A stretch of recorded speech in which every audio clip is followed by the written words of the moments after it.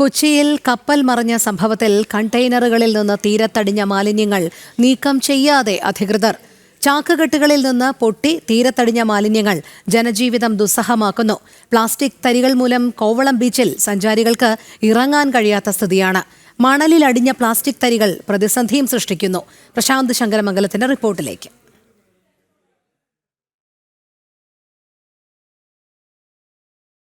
കൊച്ചിയിലെ കപ്പൽ ദുരന്തത്തിന് ശേഷം കണ്ടെയ്നറുകളിൽ നിന്നും പതിച്ച പ്ലാസ്റ്റിക് തരികൾ കോവളം കടൽ തീരത്ത് ബീച്ചിനോട് ചേർന്ന് കിടക്കുന്ന പ്രദേശത്തെല്ലാം വ്യാപിച്ച് കിടക്കുന്ന ഒരു സാഹചര്യമാണ് നിലവിലുള്ളത്.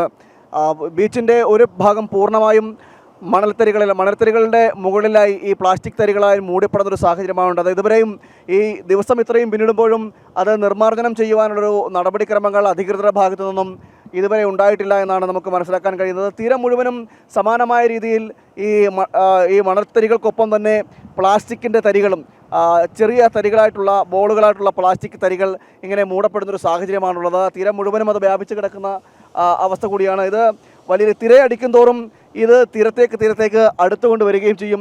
വലിയ രീതിയിൽ പാരിസ്ഥിതിക പ്രശ്നങ്ങൾക്ക് കാരണമാകാവുന്ന ഒരു പ്ലാസ്റ്റിക് തരികളാണ് ഇവിടെ ഇങ്ങനെ മൂടപ്പെട്ടിരിക്കുന്നത്. ലോക പരിസ്ഥിതി ദിനം കൂടിയാണ്. പരിസ്ഥിതി ദിനത്തിൽ പ്ലാസ്റ്റിക് മുക്തമാക്കുക എന്നതാണ് ഇന്നത്തെ ദിനം കൊണ്ട് തന്നെ ലക്ഷ്യം വയ്ക്കുന്നത്. ആ സമയത്താണ് നമ്മൾ ഇത്തരത്തിൽ ഈ തീരത്തോട് ചേർന്ന് കിടക്കുന്ന ഈ ഭാഗങ്ങളിലെല്ലാം പ്ലാസ്റ്റിക് മൂടപ്പെടുന്നൊരു സാഹചര്യം ഉണ്ടാകുന്നത്. ഒട്ടേറെ പാരിസ്ഥിതിക പ്രശ്നങ്ങൾക്ക് ഇത് കാരണമായേക്കും. കാരണം ഈ കടലിൽ വ്യാപിച്ച് കിടക്കുന്ന കടൽപ്പരപ്പിലടക്കം, കടലിൻ്റെ ഓളപ്പരപ്പിലടക്കം ഇതിന് സമാനമായ രീതിയിൽ ഇതുപോലെയുള്ള പ്ലാസ്റ്റിക് ബോളുകൾ ഒഴുകി നടക്കുന്നൊരു കാഴ്ചയും നമുക്ക് ഇവിടെ നിന്ന് കാണാൻ കഴിയും. ഒട്ടേറെ പാരിസ്ഥിതിക പ്രശ്നങ്ങൾക്ക് കാരണമായേക്കുമെന്ന ഈ പ്ലാസ്റ്റിക് തരികളെ തീരത്തു നിന്നും നിർമ്മാർജ്ജനം ചെയ്യുവാൻ അല്ലെങ്കിൽ തീരത്തു നിന്നും മാറ്റുവാനുള്ള നടപടിക്രമങ്ങൾ ഇതുവരെ ആരംഭിച്ചിട്ടില്ല, അധികൃതരുടെ ഭാഗത്ത് ആരംഭിച്ചിട്ടില്ല. മാത്രമല്ല കണ്ടെയ്നറിൽ നിന്നും പൊട്ടി വീണ സമാനമായിട്ടുള്ള ചാക്കുകെട്ടുകൾ മറ്റൊരു സ്ഥലത്ത് കൂട്ടിയിട്ടിരിക്കുന്ന ഒരു സാഹചര്യമുണ്ട്.